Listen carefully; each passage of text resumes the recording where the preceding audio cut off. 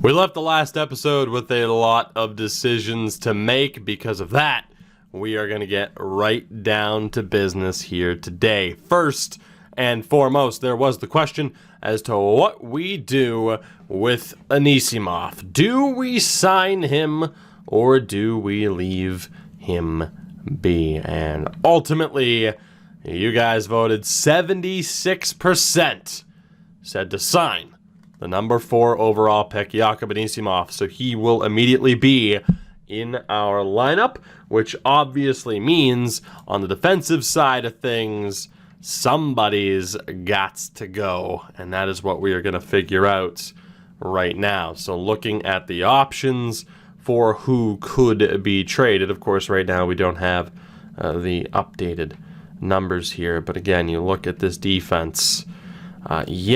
People have to go. Now, we know Chad Chris is going to go. Unfortunately, again, it's glitched. I'm going to just trade him manually. People said they're cool with that. But out of this defense here, somebody's got to go. Again, we have 4 here, 5, 6, and 7. And the most voted upon player to leave. 45% of the vote, more than double the votes of anybody else to get traded, was Colton Perico. Which, again, he and Clegg were really solid last year, but with Bjorn Fott stepping up, with the addition of Anisimov, despite the fact he's on a pretty good contract, you guys wanted to see Colton Perico go. So hopefully there is a way to trade him, and it looks like there is not going to be. Now that would mean Sanderson is next in terms of the next guy to go. Is there offers for him? There is.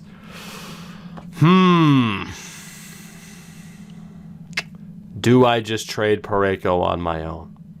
You mean to tell me there's not a single trade that could be found? Now, I mean, we're looking at a first-round pick for Jake Sanderson, probably sending him to Buffalo at this rate. Get a 1-for-1 for Nils Lundkvist. Some of these offers are extremely bizarre, though. Oh, boy. Do I just outright trade Perico? I'm almost tempted to add him into a deal with Chad Chris because I don't know if the AI is going to screw me on the value because I don't know what his value is. So that could be my cheap way to just kind of skirt around a rule that was established in the middle of this series. But that is kind of ridiculous because Anaheim's interested. They have cap space. I'll cut you a deal. I'm allowed to trade him manually, but it has to be to a team that wants him. Because I think it's absurd that there wasn't at least one offer to go through. That's 3, 4. Oh, yeah. Look at how many teams want him. No. Yeah, no, that's garbage, Trade Finder. That's garbage. I'm not putting up with it. So we are going to trade him, and we're going to trade Chad Chris. Arizona's interested in both, but they don't have the cap space. Same for Buffalo. Again, there would have been a way for this to work, though, and for the teams to be like, yeah, sure, whatever. Like Columbus and Dallas. The AI could have worked together for trade. What I'm checking, though, is cap space. Because I'm not really going to have space to take on too much. Right, so who's in the 80s? Or not in the 80s, but who's not at 99? 98's okay. Do I see a 97 in terms of space that happen to be interested in both of these players? Pittsburgh, it would have been perfect, but they're not interested. So we're looking at a 98 million with someone who's interested in both. So Columbus and Dallas right now, 2 interesting teams. In terms of, players they want to get rid of, there isn't really someone that kind of fits the bill for me. They do have William Nylander at this point. Oh, Cam Atkinson. Ooh. He's a third liner, though, still. I was hoping to kind of see a depth forward here who's making a decent amount of money. Marchenko works. Actually, Kirill Marchenko could be perfect. What about on Dallas? Do you have... Wow, they are paying Jason Robertson a ton. Let's see. Depth forward, Adrian Kempe. Oh, how the mighty have fallen. He's on an expiring deal God, I know there was some regret over trading Kempe, but I think I made the right move because, yeah, he's fallen. But he could be due for a reunion here and could be our healthy scratch. Now, they'd have too many forwards or too many players in general, apparently, which is weird because that doesn't make sense. Like, I know you're on exemption that doesn't make any sense, but okay. It'd be a 1-for-1, so would you not already have too many players? But regardless, do you have just like a veteran dude who's in the minors on kind of a nothing contract? Matt Calvert's making a little bit more than I'd care for, but he could really add to the AHL. Dallas would still be over the cap. Damn it. What were our contracts at? 49. Okay, this could be a little bit tough to try and work this out, but we're still gonna try to make it work. Trevor Moore. Trevor Moore is also there. Unfortunately, that value is accurate.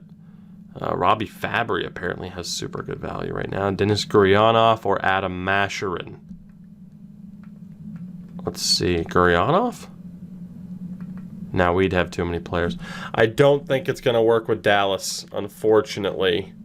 It might not work with Detroit either, considering they have 12 exempt contracts. So again, let's look for the money. And, man, Dallas, or Detroit and Dallas are both looking good. Detroit especially. So depth forward in Ryan O'Reilly. Not that one. But Ryan O'Reilly is an option. He's just not making that much money. Yeah, that can't go through. Okay, so right now it's pretty much going to be any team that's interested in both. So we look at the Yotes. Of course, I'm more interested in the forward than anything to help out the AHL roster. So we're looking at Barbashev, Steenbergen. There's no way that's Barbashev's real value. Arizona would have too many skaters. Okay, a team that is interested in both that has contract spots. Buffalo might have to be perfect. This might be a little bit more difficult than I expected to make this work for us, unfortunately. Really, that's it? Wow, they don't have anybody on a big-time salary, which is fine. I mean, we can just take on some random dudes that we know nothing about. That might be for the best. Some of the younger guys who are on contract. Now, Molnar's there. He was a former first-round pick. Yeah, he is an option. He's a real-life player. So Buffalo would still be over the cap. That's the issue, though. Right now, they don't have anybody that I can take back in the deal to help out with the cap, at least for forwards. What about for depth defensemen? I mean, yeah, Buffalo just doesn't work. They don't have the people I can take. Cap space-wise, like Brett Kulak, he's not going to help enough, so Buffalo doesn't work. Carolina, we might be able to get it to work. I don't really see, I will say right now, I have no idea how much simming we're going to get to today with how this trade's working out. Let's see. Martin Necas is about to make $10 million. Again, same thing here. Like Luke Henman isn't gonna be enough. Like, we need to make about $3 million in space. I just don't see how we're gonna do this. I don't really see how we're gonna pull this off. Like, I just need somebody who happens to be on a pretty bad contract. Now, in fairness, a backup goalie might also be possible if they're a depth option, because technically a backup goalie I can leave as a healthy scratch. Let's see. I need a team that's interested in both that have contract spots. New Jersey. I need to free up about $3 million in space, but it could happen. Here we go. They have like someone like Ben Hutton would be perfect. He's a bit too good. Minor league top 2, PK Subban. Perfect. Perfect. So PK's really dropped off. That is exactly the type of player that perfect. PK is who I needed. And I might even be able to get them to retain a little bit of salary, or I can try to flip him with retained salary. So from there, I mean, I'm good to just try and get back the best pick I can get. The problem is, you know, again, I think I'll still hold up to that rule, where it's like, okay, I won't cheese it too much. Let's see here. Who do they have? Nolan Foote is available. Not yet an NHLer. Same with Yanni Kuokkanen. So what if I were to do this? What about just for Nolan Foote? So get back Nolan Foote in the deal. Take on PK Subban. And get back a draft pick. And then try to get them to retain on PK. I don't know if I'd be able to get their first out of this, but this is worth it. I mean, if I can get Nolan Foote, who still looks decent, the main thing here would be like, yeah, give me a first-round pick. At this point, it's kind of glitched where I can't do much for Chad Chris. But even just for Perico. Unfortunately, it's showing Chris is like signed under a deal, even though he's not. Because he's an RFA. It's a super weird situation with what's going on with the game right now. So, if this goes through, I'm cool with it. We might technically be missing out on a lot of value. But I'm perfectly fine with this. We got to get Perico off roster. If we get a first-round pick back for him, it's great. And again, Chris was just a tack on. That has been rejected. Okay, instead of a first, what about a second? We don't really know Nolan Foote's value, but it can't be through the roof. It's got to be because of the retention on PK. Which isn't overly important to me. I might be able to flip him in a different deal. Yeah, they just don't want to retain on PK. Okay, so we're going to have to take the full salary for PK. The hope is that he's going to retire. If he doesn't retire at the end of this year after being a healthy scratch for me, then we might have to flip him for the re-sign phase next year. We'll see if that works. Will this go through? Still no. A little bit surprised. Let me see what we have here. We do have multiple thirds. I'm willing to tack on our own. Will this go through? No. Damn, so that's still quite a bit. I want that pick. I really do. I mean, we already have Colorado's first, but I want options. If we also give up our fourth. Still no. Wow, so I don't know what it is, but Perico just doesn't have the value that I'd prefer him to have. So Foote, Subban, and a second for Perico and Chris. Still rejected. At this point, I don't even care. Just get Perico off of my roster, please. Oh my God, we just got hit with we're saving salary. You have to. Okay. The New Jersey deal just fell apart. The New Jersey deal just fell apart. I cannot believe this. We might get hit with that answer by every single damn team. As scary as that is. Anders Lee makes a little bit more than I'd care to pay. But it could work. If that trade value is to be believed. They also don't want to trade him, though, which is the dumbest thing I've ever seen. I doubt we can get them to retain salary. But if that goes through, it's worth it. It didn't. What the hell am I going to do?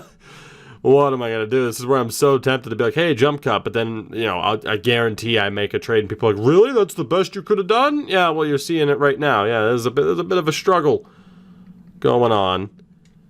Holmstrom, former first-round pick for them. Yeah, Simon Holmstrom would be a good depth option. They'd still be over the cap. Okay, so from the Islanders, I have to try and get Anders Lee. That is actual trade value for him.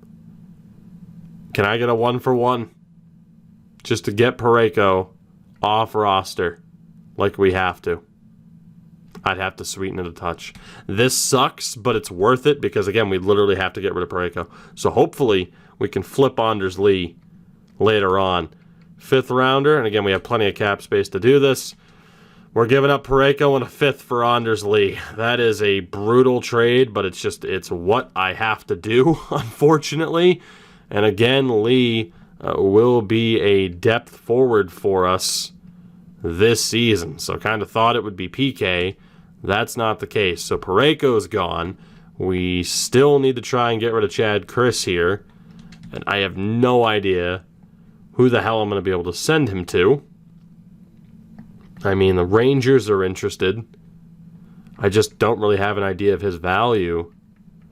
But I mean, in terms of trade value for them, Keandre Miller as an RFA, but we'd basically be in the same exact situation if we were to go that route. Who else is interested in him? St. Louis could work, but they're looking to move on from kind of real-world players that don't really help me right now. Although, yeah, no, even Zekov wouldn't be a help. Tampa, you have anybody on the block that I'd want? Platt. How good is Bryson Platt? Former first-round pick. 6'5". Be willing to pick this guy up. If I can get a draft pick back as well, that would be phenomenal. And that way, too, we'd be moving him out east as well. No way that goes through. Yeah, I knew Chris's value isn't that high. Can I get a second? No. Of course, we don't even know what Platt's value is. Can I get Platt and a third? No. I don't know what Chris's value is. Fourth and Platt? Okay. What about just Platt? I mean, what the hell do you want me to do then? I don't know how good Platt is. I need Chris off my roster. I thought having him as a tack-on was like a slam dunk. Okay, if you're going to be douchebags about that, then fuck it. We're just not going to do it. Let's see.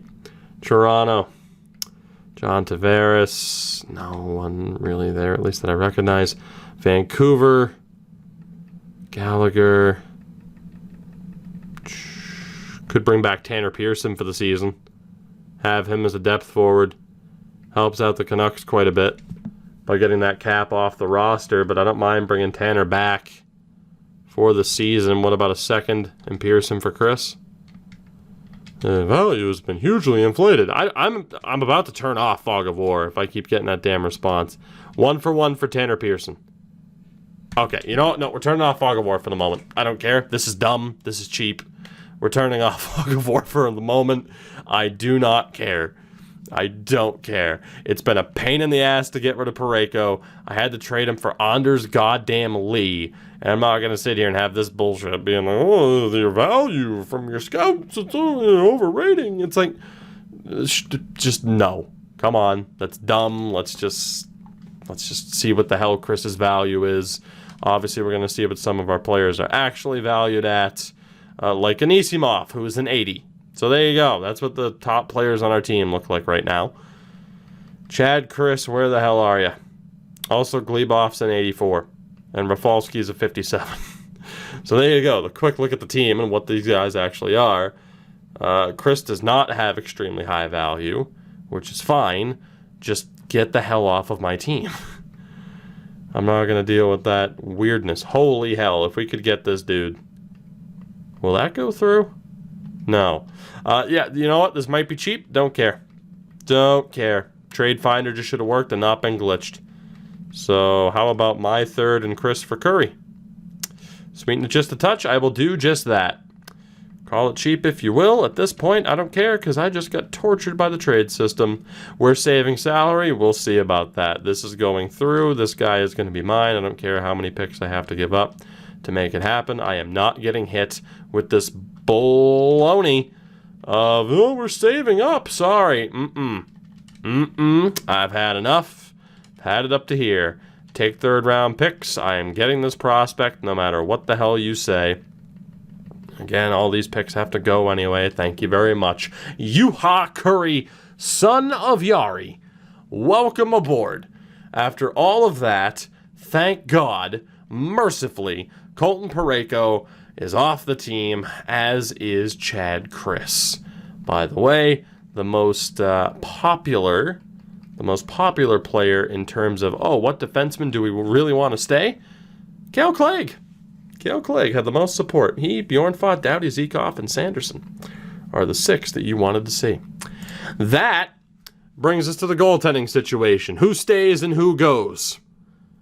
And do you want to talk about a close race? 3 votes separated these two, Hart and Glebov. 89 votes and 86. The goalie that will be staying, as voted on by you, is Carter Hart. You guys think Carter Hart's the guy. It wasn't convincing, but we are going to try to attempt to trade Yuri Glebov first. If it doesn't happen, then Hart might have to go. But there is an offer. Barrie in a second. Kravchenko in a first. 2 first-round picks from Ottawa. Wallin, Caron, Zharkov, or David Perron. Obviously, we're going to take the 2 first-rounders from Ottawa. So Glebov, this might ultimately be a mistake, but the tribe has spoken, and they are siding with Carter Hart.